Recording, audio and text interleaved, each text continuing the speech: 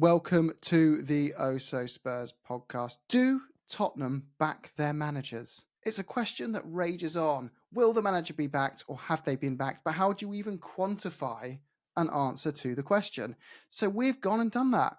We've gone through Tottenham's accounts, Tottenham's numbers over the last 12 years to analyse how much each manager received to pay for players, not just their wages in isolation and not just the transfer fees in isolation, but both. And we're going to reveal all that data today, and we're going to compare it to some of our rivals who have similar ownership models. So you can put the whole argument to bed. And please send this on to your friends when they start spouting things that aren't following the data and the facts. To help me with it all is three professionals, two working in finance and one working in business journalism. Delighted to have Gav, Nick, and Ben. How are you guys? Very good, thank you. Good to have you on. Nick, I'll throw it over to you to start. You've done the analysis on what has the total spend been for each manager. And we've got a graph that will pop up on your screens that you can have a look up here. What did you find when you started digging into this? Thanks, Jim, and thanks for having me. So total spend. So what we're looking at specifically here is the total transfer spend of each manager. If we can take it back to AVB, this was towards the end of his tenure, right up to Postecoglou. If we just look at total spend through what it fluctuates somewhat over a period of time. And there's probably some nuances that you'll see. So Pochettino was our manager for 5 years, had a lot of windows. So his spend is obviously going to dwarf some of the others.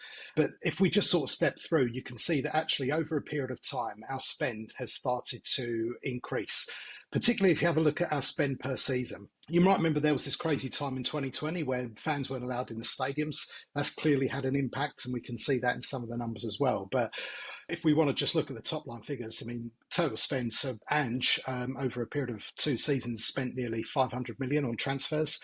So way out ahead of any of our other managers.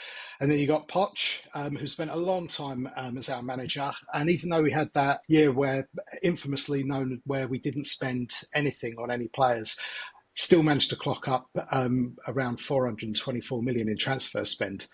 Those that have got slightly shorter tenures, like Jose, particularly Nuno, we can see they still spent nearly the sort of same amount, sort of 71 million, 60 million respectively.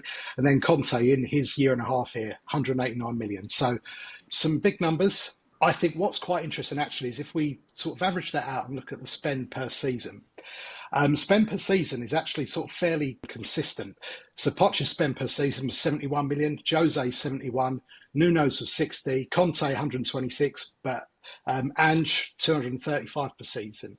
Helped obviously by the Kane transfer, but still like a significant outlay. And then for anyone that might say, but what about net spend? Go into net spend because surely we're selling as many players as we're buying and that will paint a different story.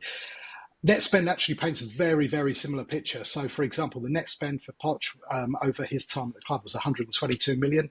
And then if you look at Conte, virtually the same in far less time at 123 million.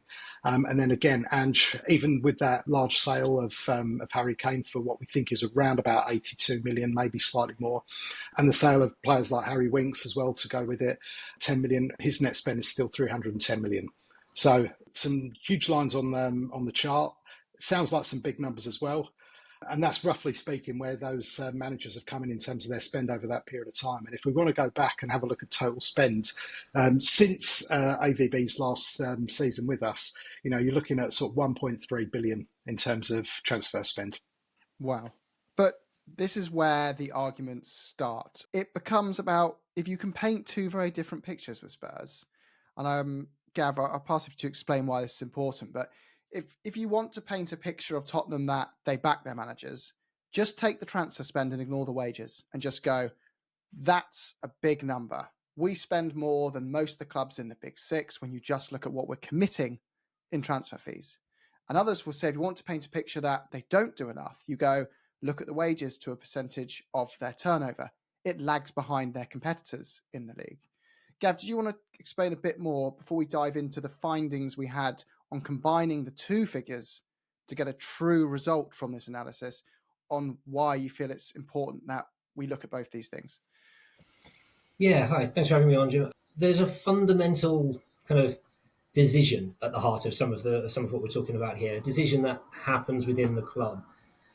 Whenever you're talking about the amount that any business in any sector spends on anything in particular, the chances are that there has been a decision within that business that that amount of spend is the right amount. And I'll illustrate in an entirely non-football sense.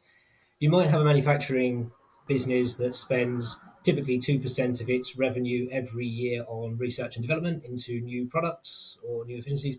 And then one year it decides, actually, we're going to cut that in half, only spend 1%. Now, the reason for that might be because they're short on cash flow and there's an issue there. It might be because they had a big research and development breakthrough the last year and we decided to divert funds to marketing in order to maximize the value of it.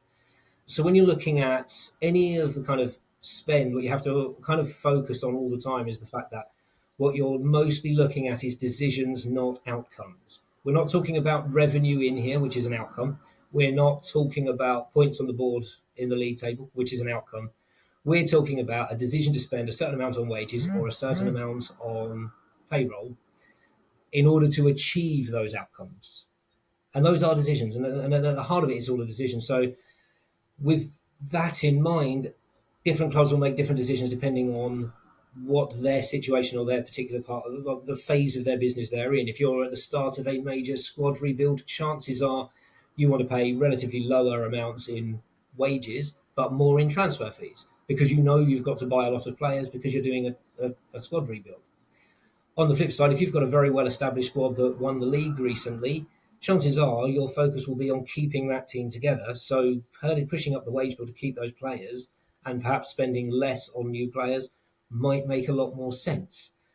And these are the kinds of decisions that when we're talking about the kind of the financial spend on the team is where it all sits. There's also there's an additional context to all of that.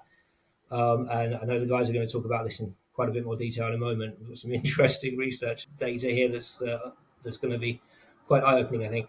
But each of the businesses, football clubs in this instance, are not the same. They are very different beasts competing from a business point of view, almost artificially in the same arena. You can have a business in the Premier League that is a £200 million a year revenue business competing with a £700 million a year revenue business that is in the same league.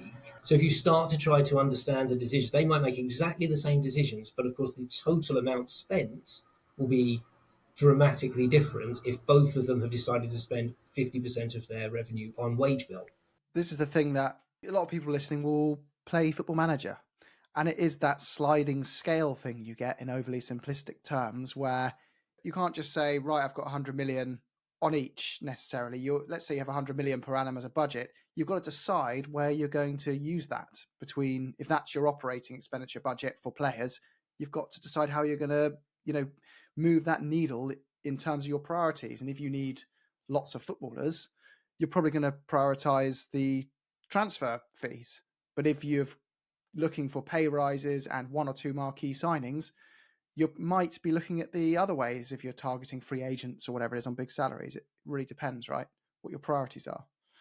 And the age of your squad, like we said before as well. Absolutely. And all of those decisions you hope are being made for the benefit of the team, i.e. to achieve the result that is more points on the board in the league, more trophies being lifted.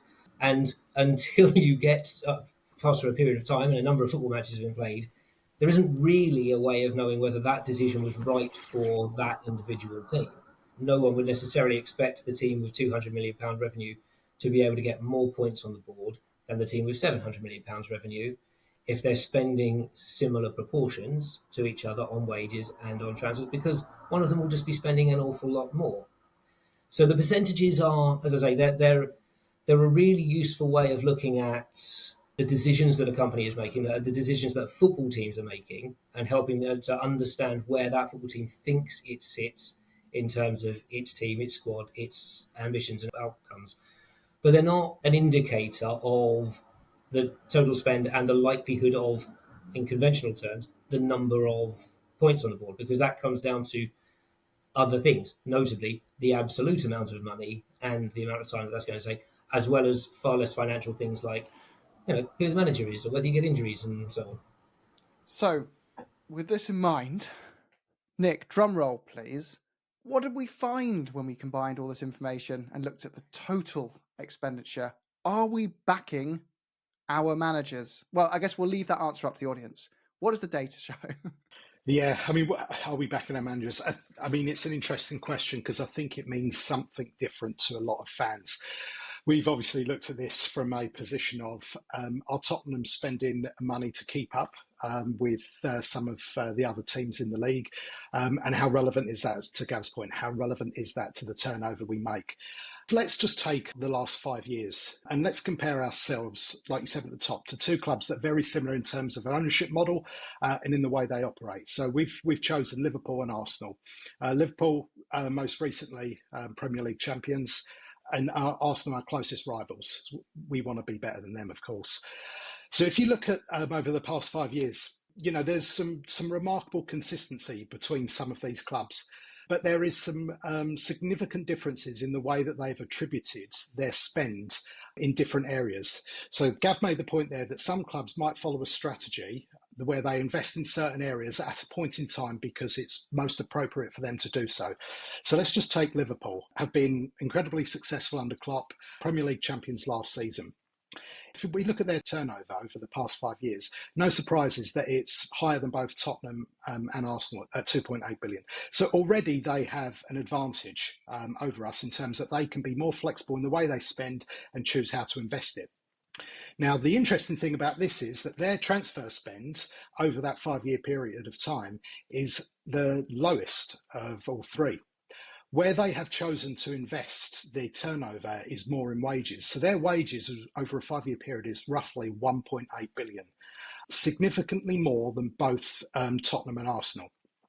But I think that what that shows is that over that period of time, Liverpool have had a very settled side. They've had a settled manager. They've been successful. They've won trophies. They potentially should have had more Premier League titles, but it's culminated in them winning the league this year. So where they've got the likes of players that are established pros, considered to be some of the best players in the league, maybe in Europe. They've been at the club for a while and on the high salaries. We're obviously talking about Mo Salah, who's got a phenomenal contract, Virgil van Dijk, Trent Alexander-Arnold, who recently left, Alisson, their goalkeeper. What they've done is they've been able to increase the wages of those players over that period of time. And actually, if you look at what they've spent in terms of transfers over a 5-year period, it's roughly 2/3 that of what we've spent. So they've spent, we think, roughly about 426 million. Tottenham have spent in that period of time 719 million. That may not be a surprise to some people because we've changed our manager more frequently. We've been trying to build a squad. We've moved on players that either have been around a while since the Pochettino period and they were starting to get older, or players that just hadn't quite worked out, like Ndombele, Lo Celso. So we've continually tried to find better players to improve the team. And then when it gets more settled, you start to see the sort of the changes in wages.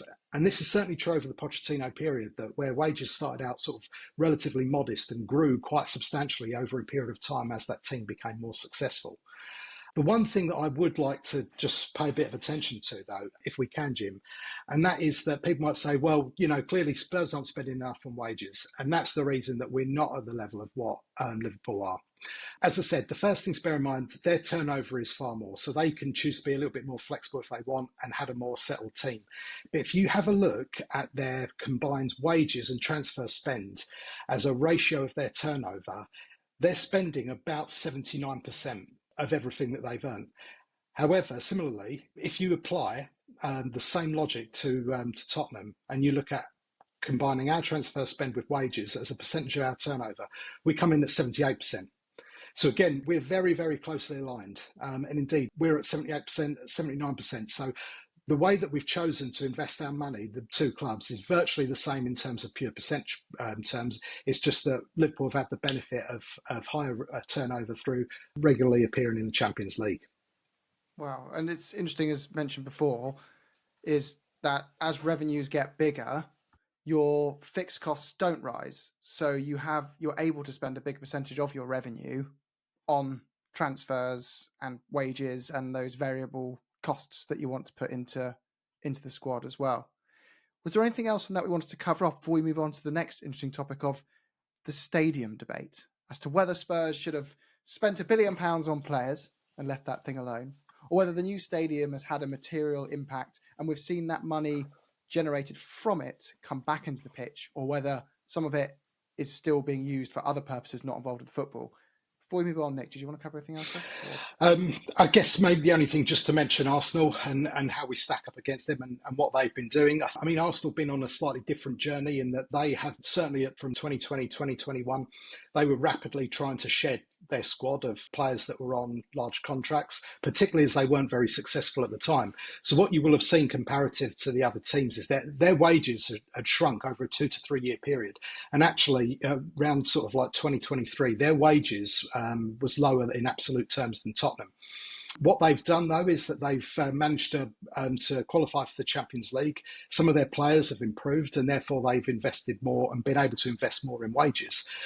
All three clubs, Tottenham, Liverpool, Arsenal, have all had some form of capital injection or some form of loan. So, for example, you may remember Tottenham had an equity investment of around about 100 to 150 million in 2023.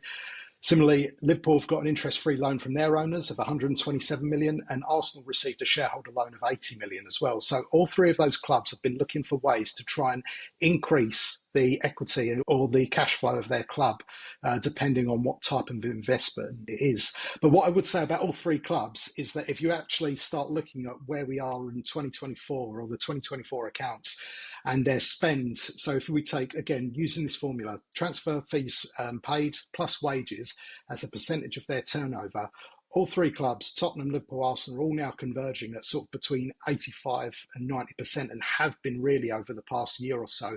And it's actually Tottenham that have got the highest ratio at the moment at around 90%. So it'll be very interesting over the next few years just to see if that continues to converge or whether we just start to see some of those clubs adopting a different strategy. So if we look at percentage of revenue, we're saying Spurs spend more than Liverpool and Arsenal on player-related costs as percentage of revenue. Just to clarify that, so the transfer side, is that what we owe in transfers, like actually owe, or is that the amortized figures? How did you come to the transfer fee? I know people ask who are listening. I'm guessing how you came to that figure. Yeah, I mean, good point, Jim. So no, we've left amortization out of this. This is pure.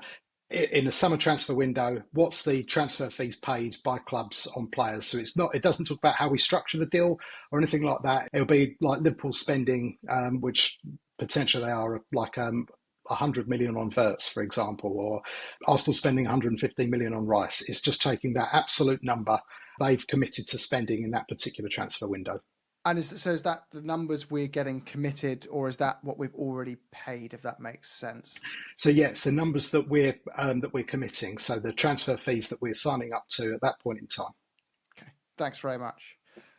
The next question everyone likes to debate is the stadium question. I think most would say it's allowed Tottenham to move onto a different pedestal of opportunity, shall we say, in the sense that we keep relevance with clubs awash with very cash-rich owners, and we can use this multi-venue of stadia and things. But Ben's been doing some research for us to look into how spending has or has not changed since the new White Hart Lane opened versus the 6 years prior. So we've got since it opened to present versus the exact same time period prior. Is that right, Ben?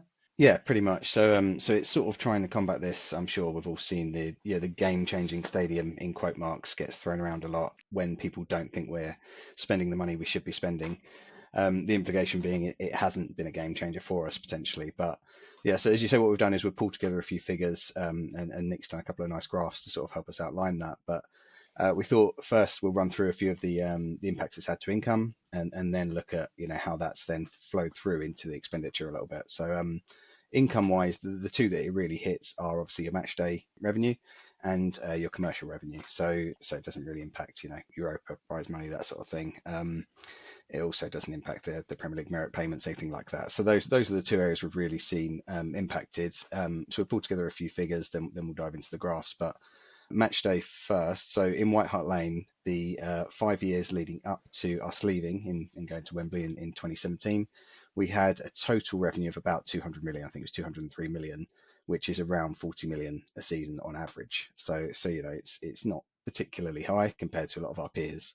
since we've moved in, so the 4 years of accounts, we're leaving out the COVID lockdown year because obviously the stadium wasn't open. So in the 4 years where we've got the figures and the stadium was open, we've had a total matchday revenue of 424 million. So over double the 5 years in White Hart Lane, and the average being over 100 million pounds, about 106 million per year in pure matchday revenue, which is obviously an uplift of 60 million. So it's quite a lot. There's a small caveat that there's 2 Champions League seasons in those 4-year figures rather than 1 in the 5-year figures. But obviously we didn't go particularly far. So in terms of matchday revenue, you're probably talking an extra couple of games, 2-3 games.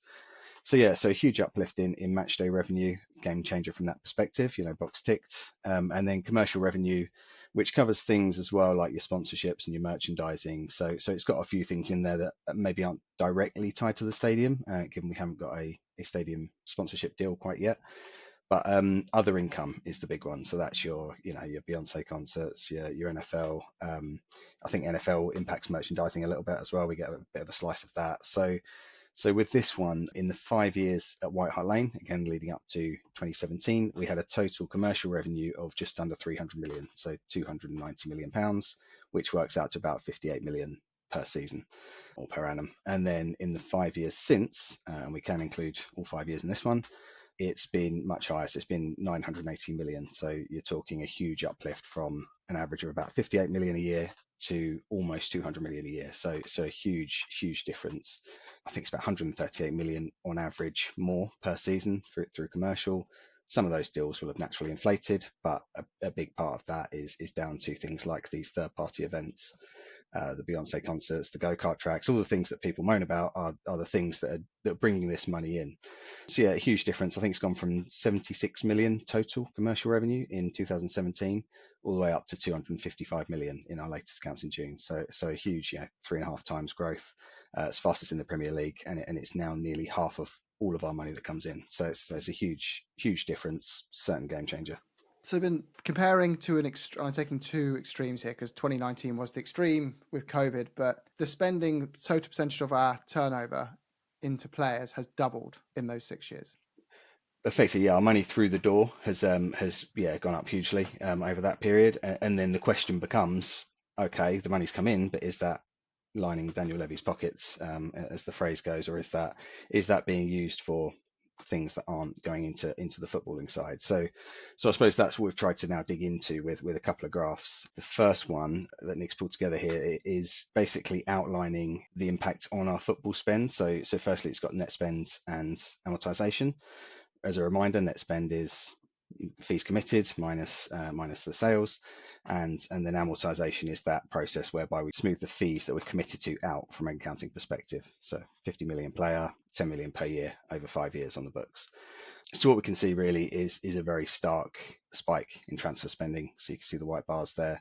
We effectively go from having basically a net zero net spend on players, or a net commitment on players, to a very chunky net spend. And then you can see the line as well going up, the amortization line that very, very steadily rises. And I think that's gone from something along the line of 48 million, it looks like, in 2019 up to 136 million in the last accounts. So we're only now behind Chelsea, United, City and Arsenal, I think, in that. We're ahead of Liverpool, Newcastle, Villa. So it's quite a big amortization bill, and that's as a result of committing a lot of these transfer fees over the last 5 years.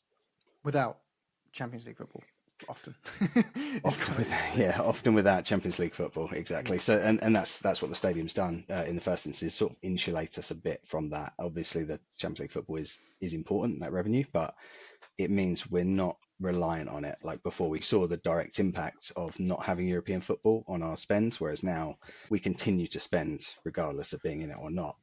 It just provides us, extra room if we can consistently get that money back. Okay, so the summary I think we're getting here, guys, and please feel free to add anything else before we finish as well if you'd like to, is if you define backing managers as the total amount of money they received as a percentage of Tottenham's turnover, if you're measuring percentages of our total turnover as the barometer of how much we should be putting onto the pitch, at the moment, around 90% of our revenue is going into on-field investments, if you define that as players. And there's still things we haven't included in there, right? Staff costs and other things that you could technically include in there, so it'd probably be higher. So there's certainly, if you don't think that's enough, that's your opinion. That's fine. But that is above our rivals. And we believe the logical comparison here is Liverpool and Arsenal, because Man City have a very different ownership model. Liverpool are successful with their owners at the moment. They're winning trophies, and that's the barometer we want to see is get to a success.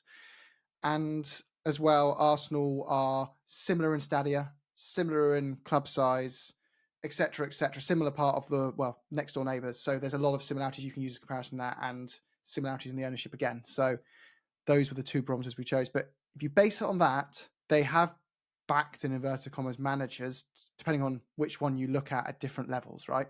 I think if you look at Postecoglou, I think it's pretty hard to say otherwise. Those are pretty enormous figures. We've spent the record we've ever spent at 90% on players of our turnover.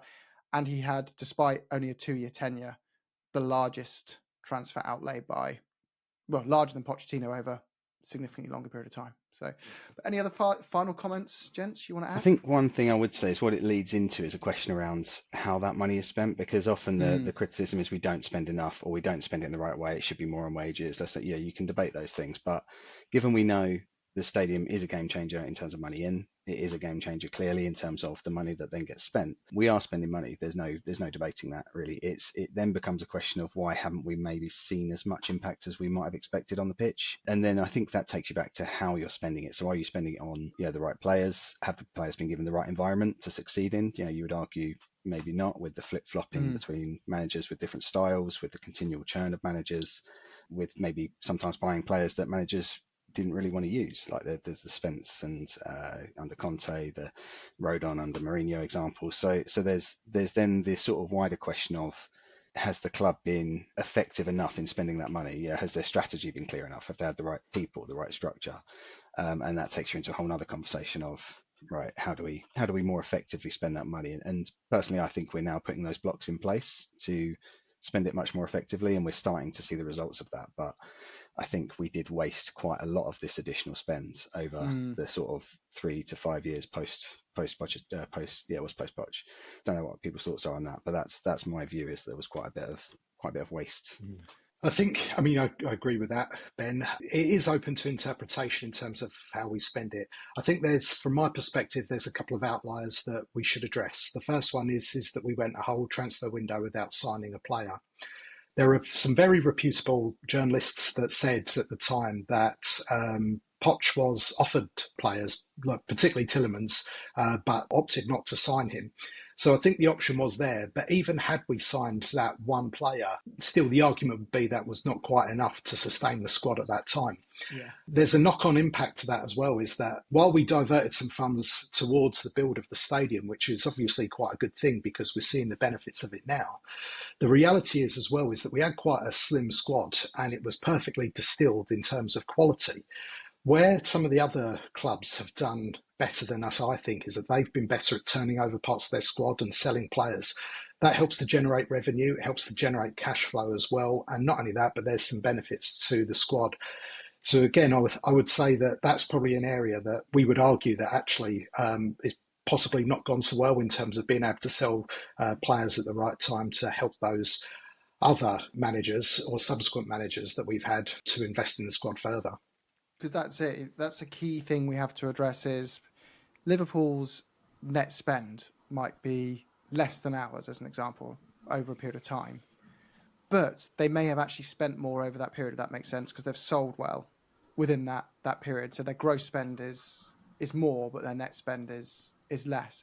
And that shouldn't be frowned upon as a bad thing. That's a sensible business model. If you can move on aging players with low resale value for better players at a younger age and swap those assets around, that's a very tricky thing to do in football because of the caliber of scouting we have now. All clubs, if you go right the way down into League One, League Two, they've still got contracts with software companies and contracts with agents and scouting networks. They know about more players than any Twitter expert could ever dream to know of going on.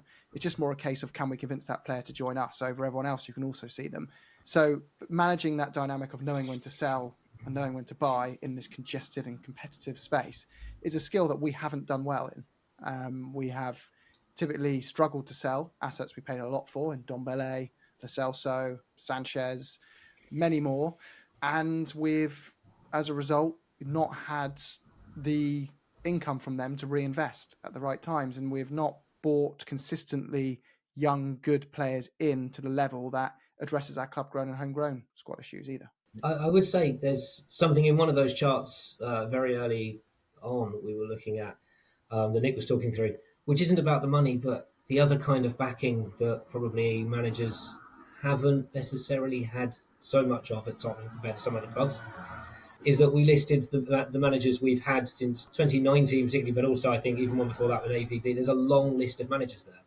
And there's been a lot of change in who the manager is, the style of play, and all of those kinds of things that probably makes it harder to identify the right players. And if you've identified the right player for one manager, but then a very different manager comes in, are they the wrong player? They don't necessarily perform with great form, which also makes it harder for them for the club to sell them on. So clearly, while we've been kind of here to discuss the finances, there is also that other side to all of this, which is that whatever everyone's views might be out there of the decisions made about how we spend our money, there are a lot of other decisions made in every football club. Yeah, exactly. I think that's an important point because there are a lot of clubs out there who have spent a lot less than us and do spend a lot less than us, but they've spent it so much more effectively because they've got a stable environment. They know who they are. They know what type of football they want to play. When one manager goes, they recruit a manager of the same profile. When a player goes, they recruit a player of the same profile, and they've got that stability and that environment and that clear vision, and that's something I think we've lacked. And as Gav just said, we've chopped and changed managers. We've gone from managers with different styles. We've gone from back four to back five formations with managers. So yeah, it's something that I'm hopeful we've now addressed, and that strategy is clearer, and Frank is able to build upon what Ange did rather than tear it up and start again. I think fair conclusion, guys. It's fascinating. It sounds to me like the summary of our findings is very much, if you define it as spending money, we've backed the managers. If you define it as spending it properly in the way that manager needs to succeed, we haven't backed the manager. I think that's the way you kind of look at it. No manager over that period seems to have gone into a squad that's been underpinned by consistent recruitment that fits their philosophy and therefore leaves them with a balanced squad to compete on multiple fronts. But there has been attempts at solving the problem by spending. That, again, unless the recruitment is consistently good, we're not going to underpin that. But let's hope with Johan Langer, Vinay Venkatesham, the data-led approach with Thomas Frank, we are moving and haven't just started, but we started this process a couple of years ago, continue to move into that model that other clubs are seeing success in having. So, up the Spurs, guys. Spurs. Come on, you Spurs.